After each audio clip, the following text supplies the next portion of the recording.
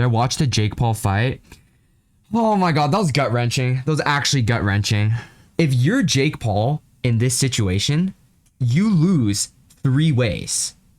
If you win the fight, congratulations, you just beat up a 58-year-old guy. If you lose, then okay, like you got beat by the GOAT, Mike Tyson. Like we expected that. We wanted that, right? Like if you heard the crowd, everyone was booing Jake Paul. Like no one wanted this guy to win. If you tie, and everyone's gonna say it's scripted. It was probably scripted anyways, okay?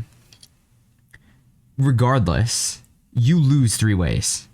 But actually, if you're Jake Paul, you win. Because there's no way that you would take this fight and, like, other than the money, of course, like $20 million probably helps. I think that was the number. I don't know if it's real. And Mike got 20 mil. Exactly. Like, first of all, $40 million doesn't hurt. But also, like, you actually win in this situation if you're Jake Paul. Because, like, he thrives on hatred. Like, this is, we are literally platforming him. Like, all of the hate that Lunchley and shit is getting, like, this is it right here. Like, okay, it's bad that Lunchley got pulled out of shells because there's mold in it, but all of, like, the hate that Prime got, like, this is exactly how we, like, thrust it into culture, is because there's no such thing as bad press, except when it gets your product pulled off of shelves. I think that's the only reason why that's bad. And so everyone out there is booing for Jake Paul, but he's actually winning. Like we're actively giving him clout. It is insane. Like, I don't think I could handle that. Like I could become a famous good guy. Like, I think my brain would be able to handle that. I don't think that I could handle becoming the villain, you know? And this is completely manufactured. Like we don't know what his personality is like in real life. It's all smoke and mirrors. Like, it's with you know how Nikocado Avocado like went silent for a year and just like completely changed his body, like lost 200 or 300 pounds or some shit. It was completely manufactured. Like, we're all like, oh my god, dude, like you need to take care of yourself. And he was tricking us for an entire year, you know? It's so manufactured. It's so manufactured. We have been played for absolute fools.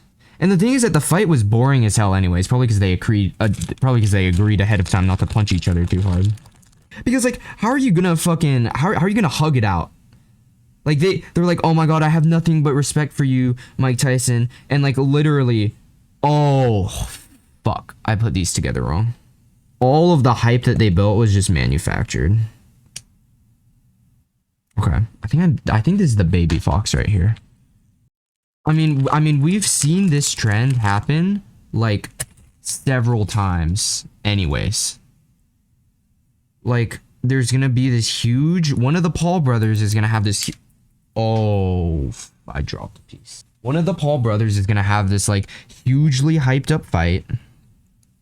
And then it's gonna be disappointing as hell and no one's gonna get knocked out. And then we're gonna get all mad on the internet and we're gonna be like, oh, we're never going to watch these fights again. And then the next time that one of these fights is aired, we're all gonna fucking bite it. Hook, line, and sinker.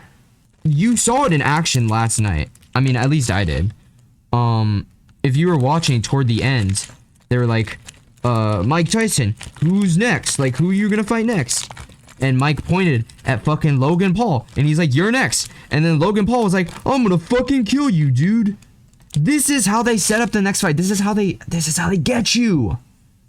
I'm not even a conspiracy theorist. So I'm just telling it how I see it.